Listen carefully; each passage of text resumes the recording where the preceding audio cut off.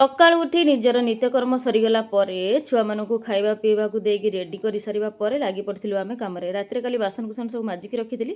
ତାକୁ ସେଟିଂ କରିସାରିବା ପରେ ବାବୁ ଆମର ସ୍କୁଲ ଯିବା ପାଇଁ ରେଡ଼ି ହୋଇଗଲେ। ତାଙ୍କୁ ସ୍କୁଲ ପଠାଇ ସାରିବା ପରେ ଚାହା ଟିକେ ପିଇ ସାରିକି ଆମର ଘର ଦ୍ୱାର କାମରେ ଲାଗି ପଡ଼ିଥିଲୁ। ନାନୀ ଘର ଦ୍ୱାର ଝାଡ଼ୁ କରିଥିଲେ, ମୁଁ ଟିକେ ବେଡ଼ରୁମ୍କୁ ସେଟିଂ କରିସାରିବା ପରେ ତାପରେ ଆସିକି ମୁଁ କିଛି କିରାନା ସାମାନ ସବୁ ଭରାଭରି କରିକି ରଖିଲି।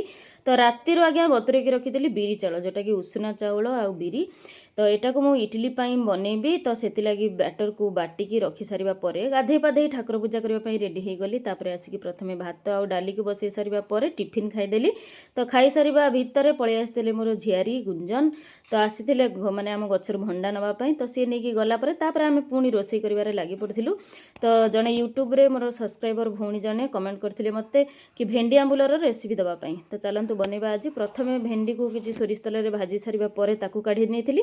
ତ ସେଇ ସେମ୍ କଡ଼େଇରେ ଆଳୁକୁ ଟିକେ ଭାଜି ସାରିବା ପରେ ଦେଇଥିଲି ମାନେ ସୋରିଷ ମସଲା, ତାପରେ ଦେଇଥିଲି ହଳଦୀ ଆଉ ଲୁଣ। ତାପରେ ଟିକେ ସନ୍ତୁଳି ସାରିବା ପରେ ଦେଇଥିଲି କାଟି ରଖିଥିବା ଟମାଟରକୁ କିଛି ସମୟ ସନ୍ତୁଳି ସାରିବା ପରେ ଏଠି ମୁଁ ପାଣି ଦେଇଥିଲି।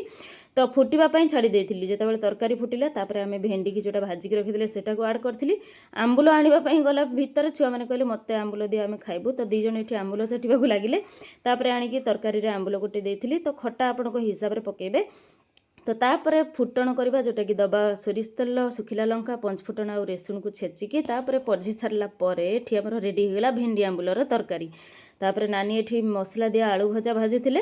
ତ ଦ୍ୱିପହରର ଖାଇବା ପିଇବା ସରିଗଲା ପରେ ରାତିର ଖାଇବାରେ ଆଜି ବିରିୟାନୀ ଆସିଥିଲା। ତ ସମସ୍ତେ ବିରିୟାନୀ ଖାଇଥିଲେ ଆଉ ରୁଟି ଅଳ୍ପ କିଛି ବନେଇଥିଲି। ଯିଏ ରୁଟି ଖାଇଥିଲେ ତ ସେମାନେ ବିରିୟାନୀ ଖାଇଥିଲେ, ଆମେ ଖାଇଥିଲୁ ରୁଟି ସହିତ ଚିକେନ୍ ଲଲିପପ୍ ଆଉ ଅଣ୍ଡା ତଡ଼କା। ତ ଆଜିର ମିନି ବ୍ଲଗ୍ଟି ଆପଣମାନଙ୍କୁ କେମିତି ଲାଗିଲା କମେଣ୍ଟ କରିକି ଜଣାଇବେ। ଭଲ ଲାଗିଥିଲେ ଲାଇକ୍, ସେୟାର, ସବସ୍କ୍ରାଇବ୍ କରିଦେବେ। ଯଦି ଫେସବୁକ୍ ଆଉ ଇନଷ୍ଟାଗ୍ରାମରୁ ଦେଖୁଥିବେ ଫଲୋଟେ କରିଦେବେ।